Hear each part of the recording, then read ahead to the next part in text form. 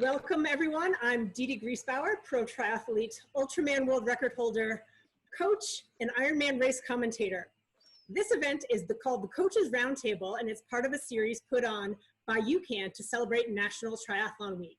And we are joined by a star-studded panel of coaches, led by first Mark Allen. Mark Allen started his career back in 1982 as a six-time Ironman world champion.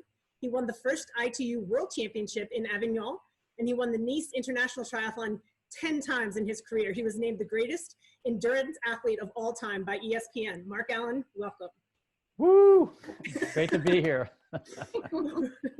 We are also joined today by Dr. Tameka Dorsey.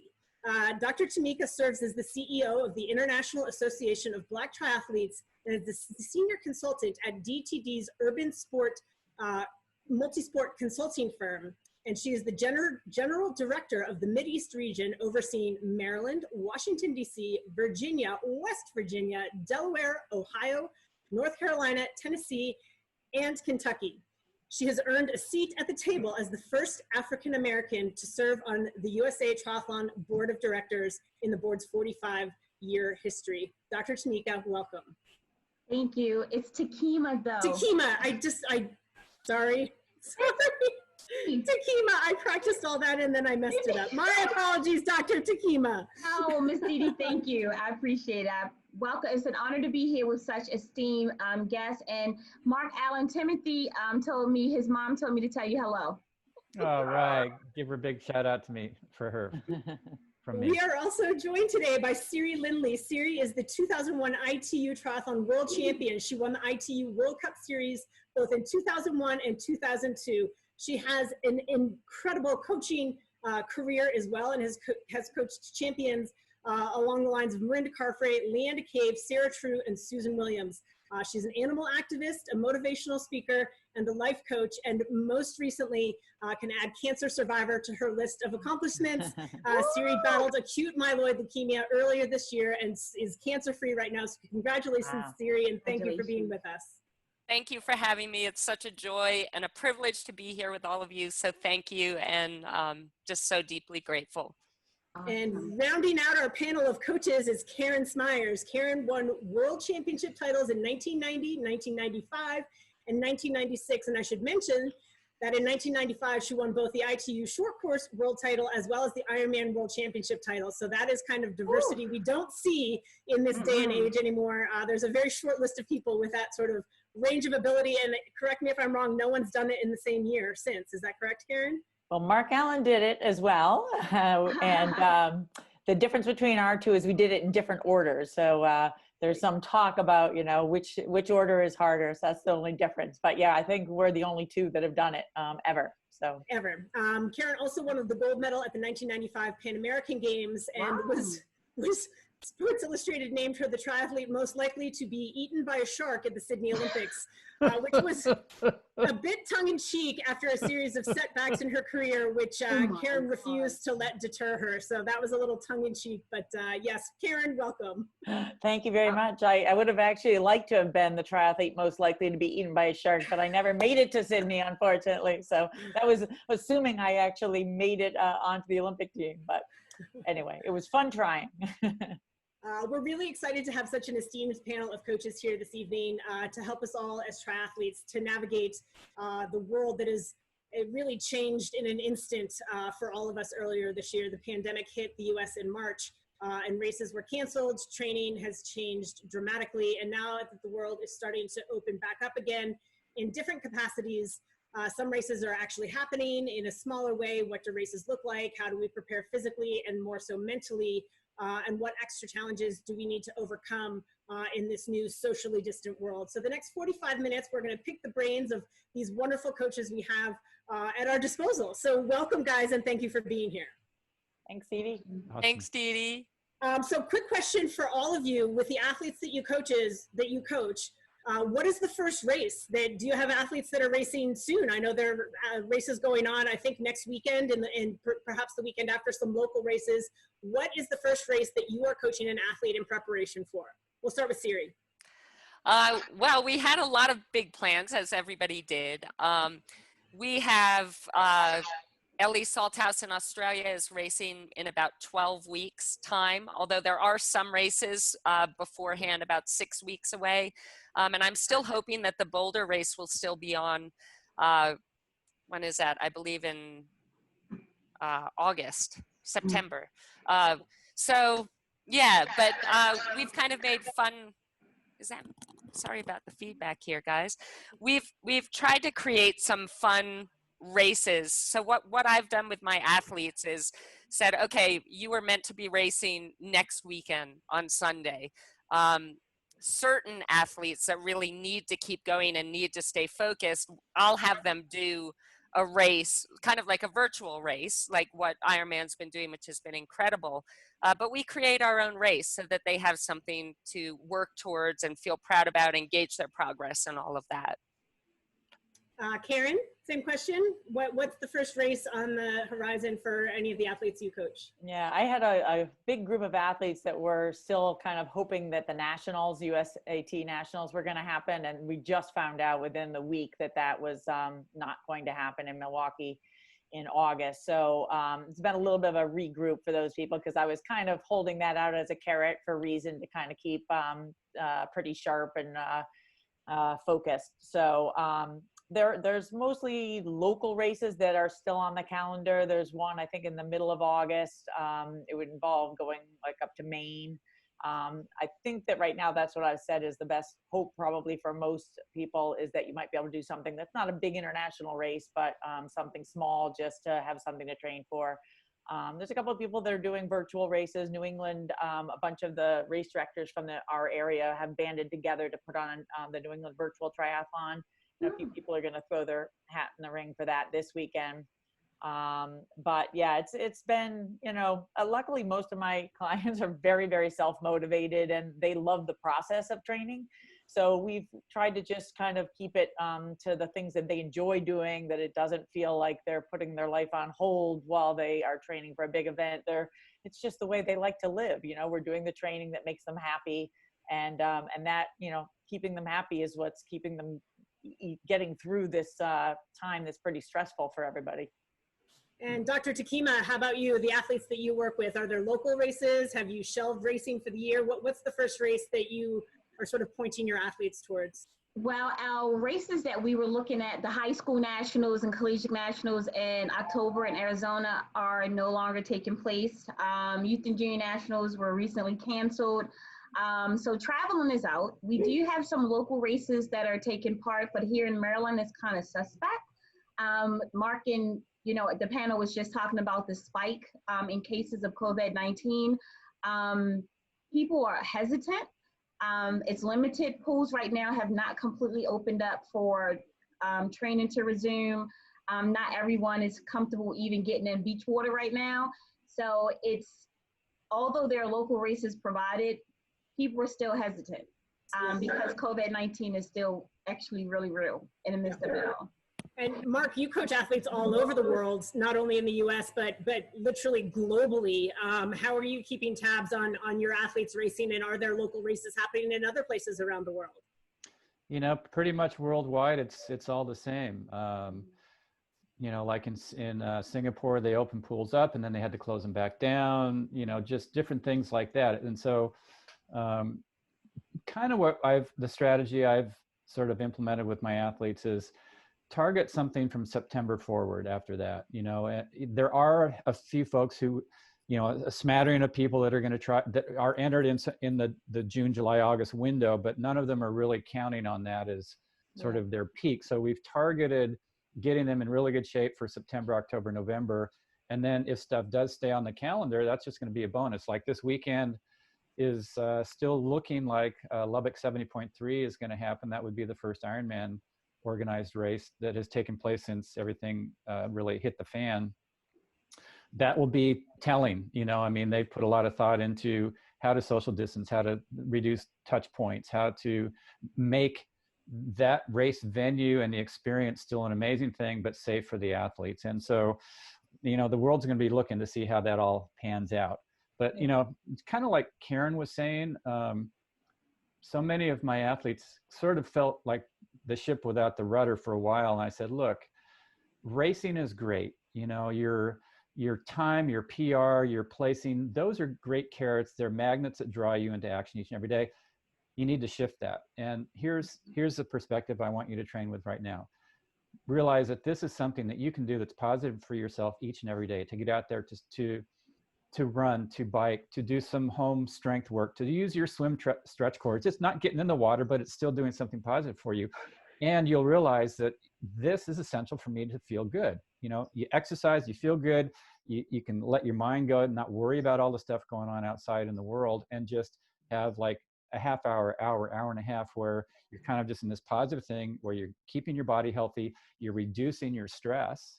You know, your exercise reduces your stress. And so everybody has kind of broadened the thing that has meaning for what they're doing with the sport now. The people I coach in with, they're like, yeah, this is essential. And the race, they'll come back on, you know, we'll be able to get out there. But right now, I just love the fact that you're still coaching and you're still keeping me accountable, and I'm getting out there and doing my thing every day. I love it, you know, and they feel good because of that.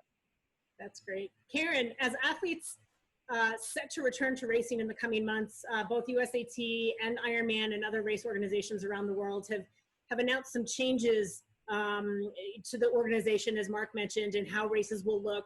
What sort of changes are you making sure your athletes are aware of, and are you changing how they're preparing for races? Are you coaching them to take more nutrition on board with them so they're less reliant on aid stations? Are you having them practice longer transition runs with their bicycles to account for bigger transition zones at races? What specific changes are you trying to prepare your athletes for mentally as we return to racing?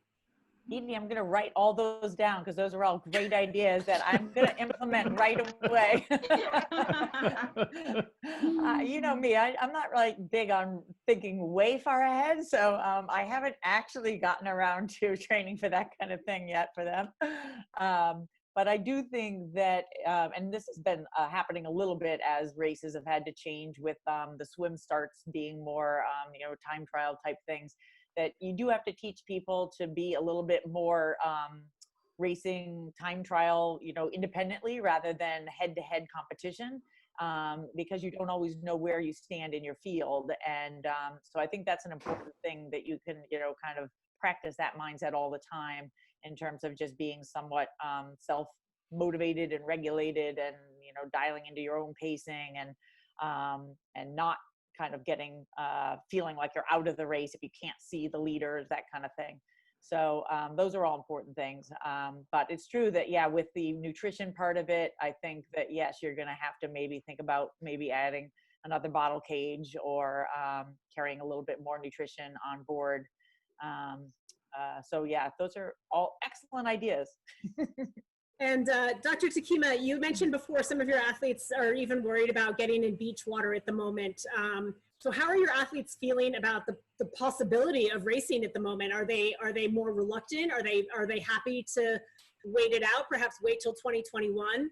How do you and your athletes feel about the prospect of racing? Yeah, they're reluctant. They are hesitant.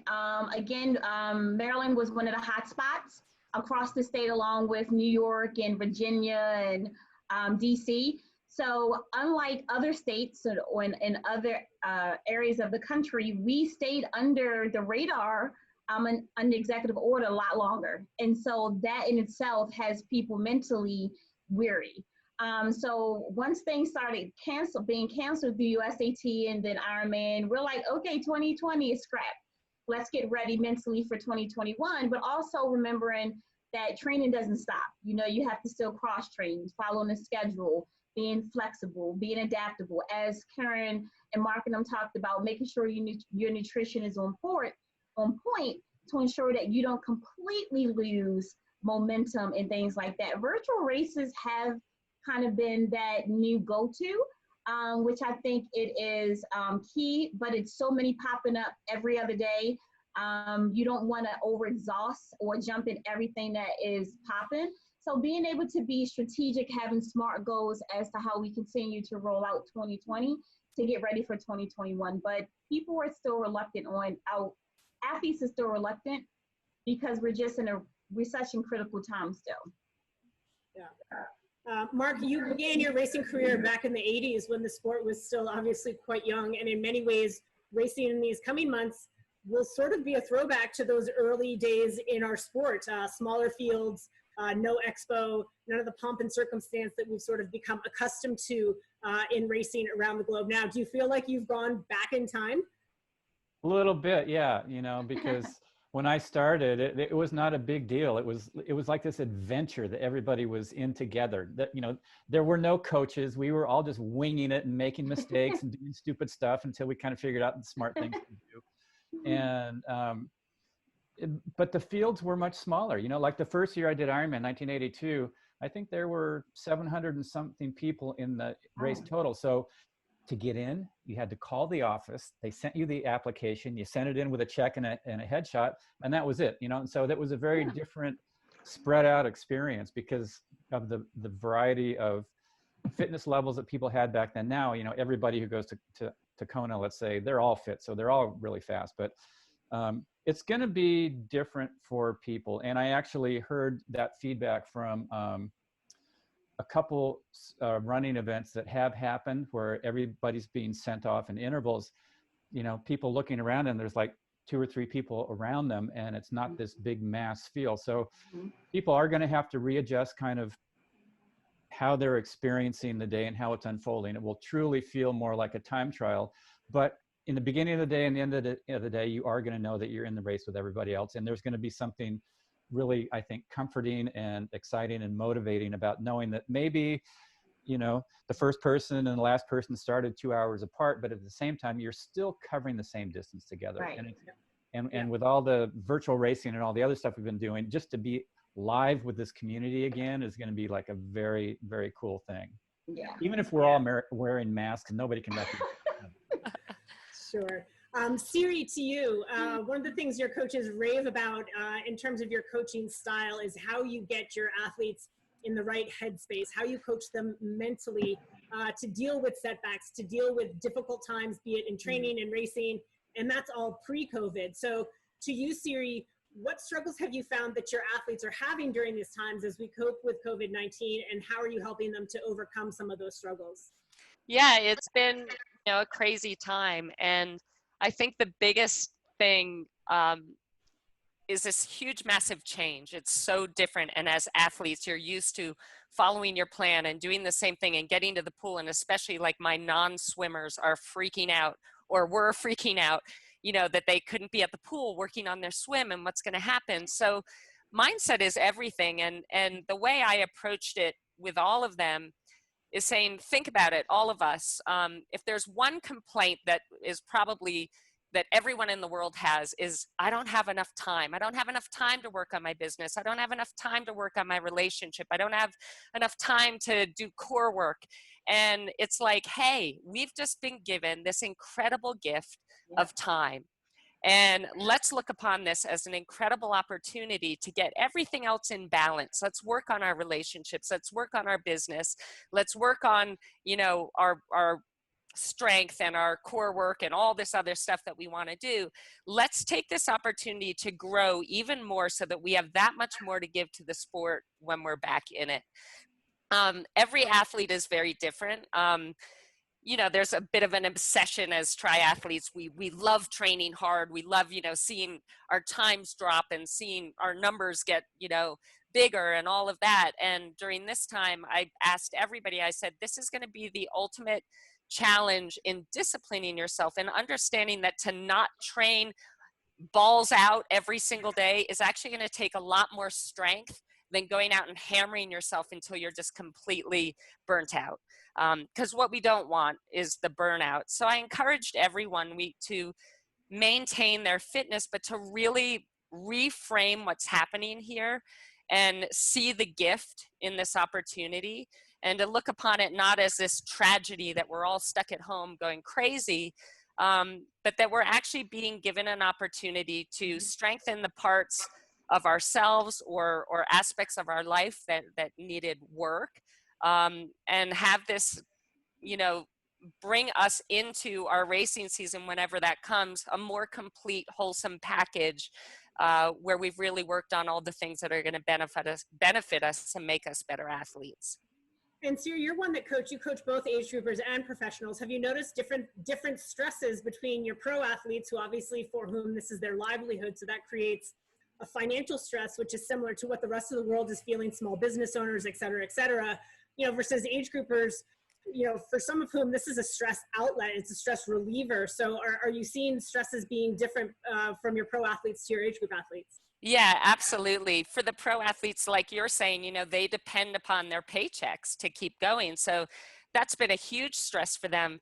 But at the same time, I think that also has been a gift, because all of us, you know, eventually are going to stop racing and we're going to do something else in our lives. So I kind of encourage them, you know, what else are you interested in? Let's see if we can start up something on the side that you're really passionate about. Start putting some work into that. Maybe you can, you know, make a few dollars here and there, and you're also kind of setting yourself up for your future. So trying to give them another focus there on how to at least know that they're going to be fine. They're not going to be at zero. But the age groupers, I'd say their challenge is, you know, having that much more time on their hands, not going into work, wanting to train a lot harder, wanting to do that much more. So, but I feel like I've been so inspired by all my athletes throughout this time. I mean, I've really been in awe of how they've all, you know, stepped up in every area of their life. But the age groupers really open to wanting to work on their relationships, you know, wanting to spend more time with their family, seeing it as a gift, because as athletes, we're out training all the time. We don't get that time with our families. So if anything, the stress of being able to know that it's okay to not be hammering with your training all day because you have all this extra time, and it's okay to actually put your energy, your focus, your heart and soul into other things that really do matter, that ultimately do impact your racing performance. Okay, guys, now we're going to talk about swim, and it's going to be a multi-part question, and I'm going to break the questions up into different parts. So we're going to start with Mark, and I'm going to ask all the questions so you can sort of simmer on them. We're going to start with Mark and ask you how you've worked with athletes on the swim, given that people don't have access to a pool. You mentioned stretch cords. Karen, we're going to go to you and talk to you about, as athletes start getting back into the water. If anybody doesn't follow Karen's social media, you should check out some of her swim art. How are you making it fun, and how are you keeping the stress level down when people get back in the water and think, oh my gosh, I've forgotten how to swim? And Dr. Tekemia, I'm going to ask you how you're guiding your athletes as they do enter races. If they don't feel properly swim trained, a lot of races are offering a no swim option. Is that something that you're encouraging your athletes to do, or are you encouraging them to sort of overcome that fear and jump in and just see how it goes anyway? So all question swim, we'll start with Mark. How did you coach athletes to swim without water? Boy, you gave me the easy one. Those guys have the hard ones. Thank you. No pressure. You know, the thing that people have been doing is using swim stretch cords, you know, dry land exercises. And I have them, you know, do sets where they're doing a full stroke and then working on the front third of the stroke and the back third of the stroke and doing some curls and just activating those swim muscles over and over and over, not necessarily every day, because it's almost, if you do it right, it works those swim muscles, and it really, it's almost like doing a strength training. You don't do strength training every single day on the same set of muscles. And so I knew that this worked from years ago. Greg Welsh, one of my toughest competitors, he didn't like to get in the pool and swim. So he did a ton of stretch cord work. And in a pool, he was terrible. He always came out of the water with me in races. And so I know that some stretch cords work. And so as my athletes are now slowly getting back into the pool, every single one of them are going, oh my God, I can't believe it. I'm actually faster than I was when I stopped swimming 3 months ago, and I haven't swum one stroke in 3 months. Those stretch cords are awesome. So that's what I've been doing. Yeah. And Karen, as athletes get back in the water, I know from your social media feed, you've been having some fun in open water and drawing GPS diagrams with swimming. Is that designed to keep it light for your athletes? And how are you encouraging them to re-enter swim training once pools and open water facilities have opened up? Right. Yeah, that was totally designed for keeping me occupied and interested. Like I said, my clients are all self-motivated. I don't know what's happened to me. But no, that was something that I thought was kind of a fun, when you're doing so much open water swimming, I just thought it might be something, to one day a week do something kind of different and fun. So yeah, just trying to come up with a pattern. But yeah, the hard part in the beginning was, when you're used to just kind of jumping into a pool and you, on your first swims, when you're getting back in shape and, rest on the side of the pool and kind of regroup when you're like, oh my God, this is killing me. Open water, you can get into trouble if you've just decided to swim across the middle of a pond for your first swim and halfway across you realize, oh my God, I'm exhausted, or it's too cold. So, I encourage people to kind of start small, stay near the shallow sections where they could get out if they needed to. Do short out and backs and, repetitions rather than, going for the big long swim across the deep end. But also I think when you don't have a pool to do repeats, adding in some repeats in the open water, for me, I've always found that it's just so much more engaging. So I often will do that if I'm swimming with other people. I'm like, all right, we're not just going to swim for 45 minutes straight. I'm going to shoot myself. Like, unless I'm training for an Ironman where I know I have to be prepared for that kind of monotony. So we'll do a lot of just, 100 strokes hard and then 20 strokes backstroke and then another 100 strokes hard and then 20 strokes breaststroke. So it just breaks it up a little bit and gives them some purpose. And it also prevents you from swimming a lot of the time with a broken down, tired, fatigued stroke. So having the little breaks, I think, encourages a little bit better form while you are swimming, just like you might do in a pool. So those are the little things that I've been trying to incorporate. And Dr. Tekemia, as the final part of our swim question, how would you handle an athlete who is going to a race where there is an option, if you don't feel comfortable swimming, don't swim. If you'd like to swim, you can swim, given people's limited access to swim training these past months. How do you advise an athlete in that scenario? Do you try to encourage them to just go for it? Or do you be a little bit more cautious and say, okay, we'll get the swim the next time, go do the bike run portion? How do you advise one of your athletes? Well, it's kind of the same way as we kind of would approach the pandemic. The pandemic didn't stop life. It just halted and allowed us to rethink it differently, right?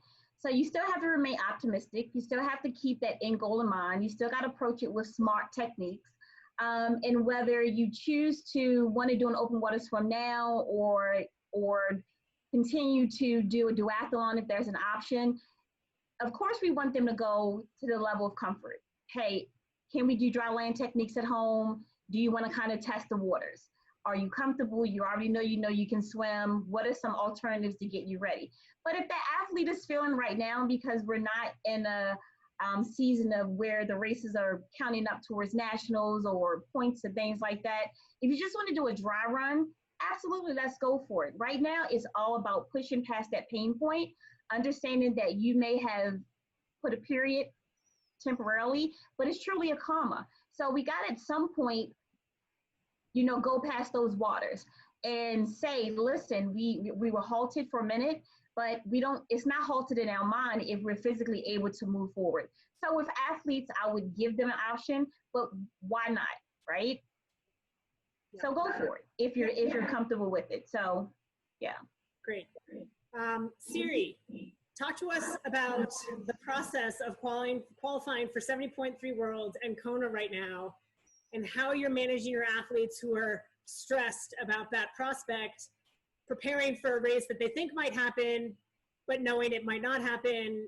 And then you're just rolling from one fitness block to the next. How do you cycle that training? How do you handle the elephant in the room that so many athletes are consumed with qualification for the World Championship events?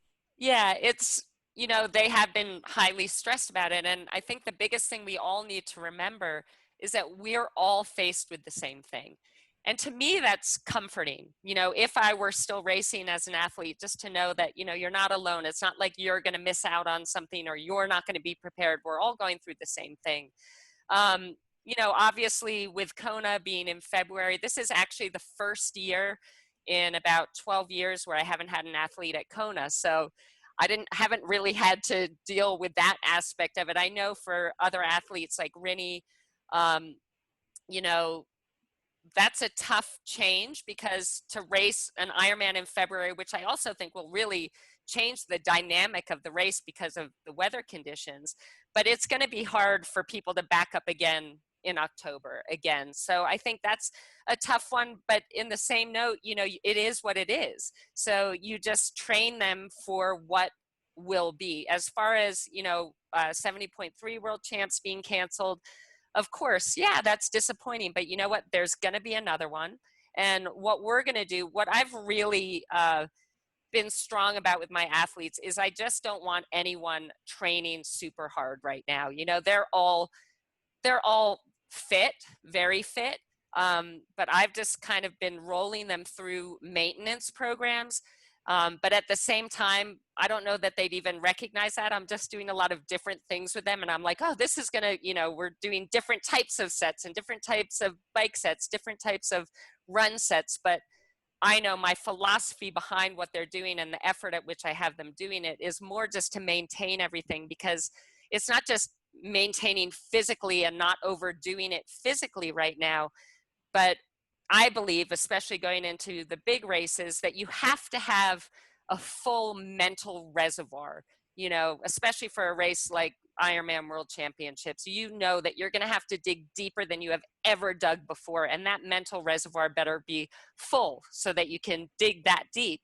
But if we're digging so deep right now without any race in sight and emptying out that mental reservoir, there'll be nothing left for when it is time to race. And that's what I don't want to have happen. I want back to racing to be this celebration where they have tons of energy. We ramp up. If we find out there's a race in 4 weeks, next week, then I'll start, you know, ramping them up a little. And they're at a stage right now where that ramp up will lead them to a really good place by race day.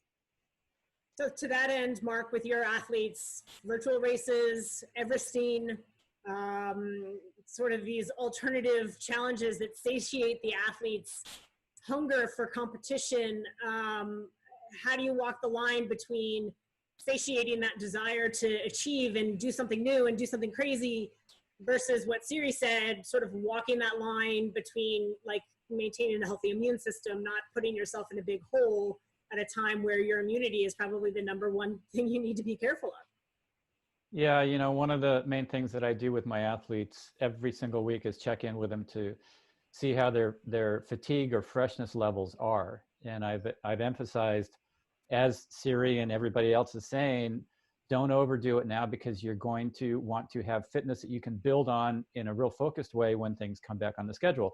So a lot of the athletes have been using the virtual racing as kind of like a sort of like a stopgap. You know, it's different than regular racing, so there's no risk to not being in perfect top shape, you know, because there's no benchmark, there's no standard, you know. And so people are using that as just to satiate that little thing where they kind of want to go hard. And it's interesting because you would think, well, it's a virtual race and, you know, they're doing it on their trainer and then they're going to the track and they're running their 5K or 10K or half marathon or whatever it is, that it would be kind of hard to get that feeling. But a lot of the athletes have said, you know, I got to the track and like my palms were sweating because I was nervous because it felt like a race. And so, you know, I'm making sure that even though there are virtual races every weekend, that they're not racing every weekend. And I'm making sure that in the week in between, that they're not overdoing it with, you know, a ton of speed work and all the other stuff that would burn them out,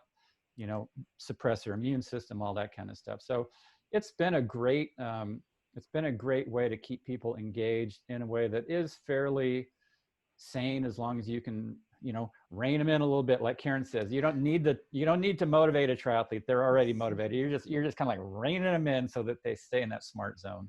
Yeah. Dr. Tekemia, a question for you. Obviously, another big topic right now, equality. You are the first Black representative ever to be brought onto the board of directors at USAT. Can you talk to us a little bit about your journey to get there and the impact that you're trying to have to diversify our sport from a leadership position on the board of directors? Yeah, absolutely. Great question. And thank you for allowing me the opportunity and the platform just to share a little knowledge regarding it. In order to get there, I believe people got to get their hands dirty, right? You got to provide substance, just like coaches do working with professional and age group athletes. It's not just saying, hey, I'm a coach, come hire me, right? No, why are your prices $300 or $500 a month, right? Or whatever the case might be, being able to show that you're worthy of being able to be invited to the table, right? And so doing work in my urban communities, not just saying, hey, look at me, my title is X, Y, Z, but no, I'm gonna be a student of the game. Just like each one of the coaches on this panel, you may come from extraordinary backgrounds, but you're still learning. You're teaching and you're learning. So being able to share the knowledge I have, being that go-to person, learning the sport of triathlon while bringing and introducing it to the urban community is powerful. So to kind of earned over the last 3 or 4 years,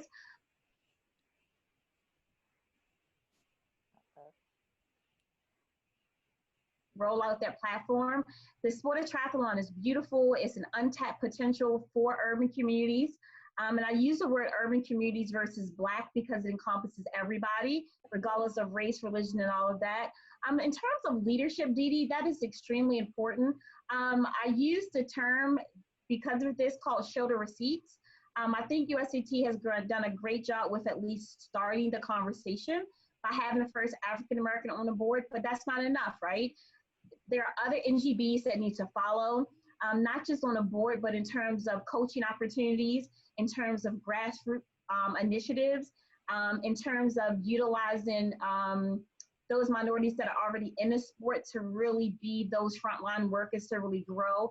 I love the pathway and the understanding that USAT has with their pathway to leadership. That's a great initiative. So now we got to dig deep.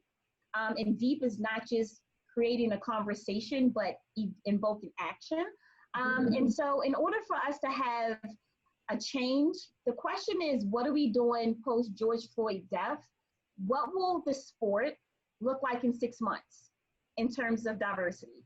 What will the sport look like in 12 months in terms of not just minorities, but LGBT and Hispanics and Asians, and really having them having discussions, and not just discussions, but increase in coaching opportunity, increase in sitting on committees, increase on grassroots initiatives, and really just being consistent, right?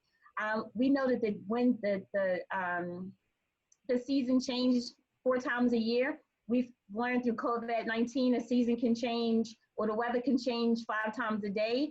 The question will be, Dede, what happens in 3 months? Will this huge shift or a conversation be impactful in October? When we're beyond that. So you've set up my next question brilliantly. So thank you for that underhand toss to me so I can knock it. In the sport of triathlon, we feel somewhat privileged in that since the inception, the ITU has, I believe, always paid equally, men and women, even prize money.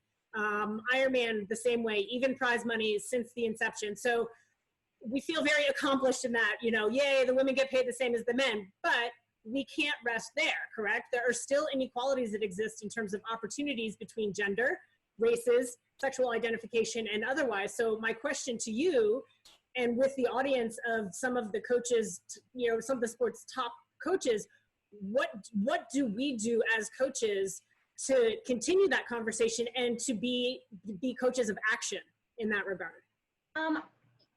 And this is where it's not even based off color, skin, but really content of coaching, philosophy, and understanding the skill set.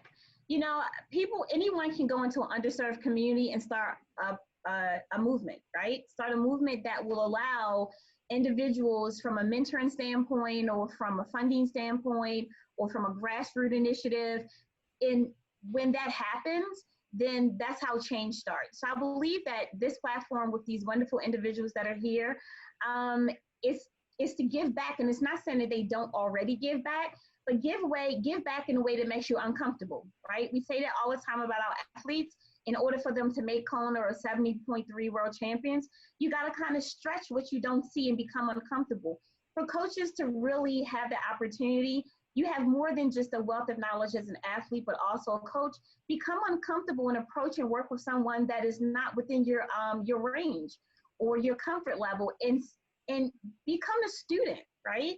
It's where you won't be bitten. So all you got to do is start the conversation. It might be uncomfortable, but with discomfort, we grow. And from growth, we evoke change. And from change, leadership happens.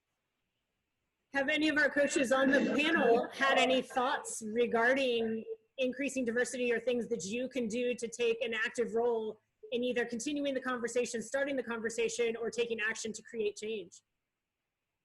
I love what Dr. Tekemia just said about being a student, because I truly believe that we're all students our entire life. Even as coaches, we're learning every day. And I think that if we don't feel like we have a good grasp on all of this, we need to learn more. We need to ask questions. But I think such an important piece of it as coaches is to educate and raise awareness and generate opportunities to invite people of all different races and gender identities, whatever it is, to join in and take part in what we're doing. So that's something that I really am focusing on with our Team Serious Tri Club with my wife, Rebecca, is really trying to raise awareness, educate, learn more myself, but create more opportunities. Now's the time to do that. And I really want to see things change, like Dr. Tekemia is saying, you know, what's it going to look like in 3 months, or what's it going to look like in a year? And I'm really excited to see the change that we can create by all coming together and really unifying. I've been trying to think about, you know, what do I do with my present organizations, you know, the people that I see and I'm, you know, associate with every day. How do I make the change right here at home with, you know, my everyday life? And I thought about my triathlon club, Team Psycho, that I compete with, and you know, what we could do to encourage more people of color to join our team, or minorities. And one thing that has come across my desk is there's a group of cyclists across New England. We're embarking on making the largest Strava art ever created. And it's going to spell out Black Lives Matter from Connecticut all the way up to Maine, 100-mile tall letters. But in some ways, you know, it's like, okay, that's just a show of support, but it's not concrete action. And, you know, I was a little like, oh gosh, you know, what good is this going to do except show, you know, yay. And so in association with that, we're trying to get clubs, cycling clubs, triathlon clubs to all take part and ride a Strava segment, but also to, as their team, to adopt 3 or 4 concrete steps that they can take to make their organization more inclusive, to provide mentorship, to support organizations like the NAACP or, you know, different things like that. So in association, we'll have a website with like 15, 16 concrete steps. And Tekemia, I would love to get information. You know, if you had any more suggestions for additions to that list, I'll definitely talk to you offline. Sure, absolutely. So things like that are the things that I'm kind of, you know, have decided I'm doing. And the B2BT ride, it's another ride that's had to be canceled, but I was an organization, thousands of riders, and trying to get them all involved in the same way. So yeah, trying to be part of the solution and not just sit back and wait for things to change, because it's clear that's not happening. Yeah. You know, my coaching has been online since I started actually really organized coaching back in right around 2000, 2001. And, you know, my clients are every size, shape, age, cultural background, religious belief, political belief, because I coach people all over the world. And, you know, so my coaching has always been very inclusive, because we're drawn together by this thing that we have in common, this passion for triathlon. That said, you know, with everything that's been going on currently right now here, I realized that I have not reached out to some of the communities here in the United States where I live. You know, it's sort of been by by happenstance that I have had a very diverse clientele of athletes over the years. And so, you know, I'm currently talking with Ironman about some of the initiatives that they're trying to implement to create inclusivity and to, you know, really invite people into the community. Because I don't think triathlon is necessarily a sport that has been exclusive but that doesn't mean that people feel included until they're actually invited and grabbed and said, hey, check this out. Yeah. It's such a cool thing, you know, and maybe it will be a stretch for them as athletes because they didn't grow up with these sports in the same way that somebody else might have. Mm-hmm. But for sure, it's definitely, like you said, Dr. Tekemia, it's not about saying something, it's about doing something. Super. I want to be cognizant of time, and you all have been so generous with yours, but I'm going to ask one more question to our panelists. What is the one thing about triathlon you have missed the most since the pandemic started? We'll start with Siri Lynly. And we've tried to recreate this online with virtual group meetings and stuff, but just the camaraderie. I miss so much gathering my athletes all together for a training session and giving everyone a hug in the morning and, you know, the encouragement, and just knowing that you truly are going through this together. You know, before a race, you truly are, yeah, you're all nervous, you're all ready to go, but it's going to be an amazing day. Let's see how fast we can go. That camaraderie, that support, that connection, which you can get online, but it's just not quite as fulfilling. And Dr. Tekemia, same question. What have you missed most about triathlon since the start of the pandemic? I miss that human connection as well with my athletes, but I miss being able to see my athletes overcome their anxieties and their fears, like really heart to heart, because I think they get more out of us in person than what the virtual platform allows. And I miss the swimming pool. I miss being able to just get in the water. Like, I just want to go jump in the beach and call it a day, but it's not the same. So I even miss training myself. So yeah, all of the above. Yeah. Mark Allen, what do you miss? What do you miss most? I just miss that community family of gathering together at races. You know, there's nothing like the energy of a race where everybody's there to give the best that they can on that one day on that same course. And I just miss that. You know, I mean, I do have some interaction with some athletes, but like Siri said, it's not the same thing. I don't give them all a hug like she does, you know, necessarily, but, you know, I still have that interaction hasn't happened. But for sure, the races are something so special, and it'll be really great when we can all get back together and gather at them and see people that we only see at races. Like I see Siri Lynly one time a year, guaranteed in Kona, and I'm not even going to get that this year. I know. That's one of the saddest things for me, that I won't see you this year. Karen, to you, what do you miss most? Beer truck, post-race beer truck. Well, you know, the post-race beer tent is definitely, but it goes along with the same thing that everyone else was saying. It's the camaraderie. And I do love a race setting, you know, where in the beginning, everybody's got that nervous energy, but then afterwards, everybody's just sharing their war stories and, you know, relax and feeling satisfied about having given it their best. And I really miss that aspect of gathering together and having a shared experience. Well, thank you all for tuning in to our Coaches Roundtable hosted by UCAN, and a big thank you to our panelists for Mark Allen, Dr. Tameka Dorsey, Karen Smyers, and Siri Lynly. I'm Dede Griesbauer. Thank you for tuning in. Everybody stay healthy, stay safe, and we'll hopefully see you at the races soon.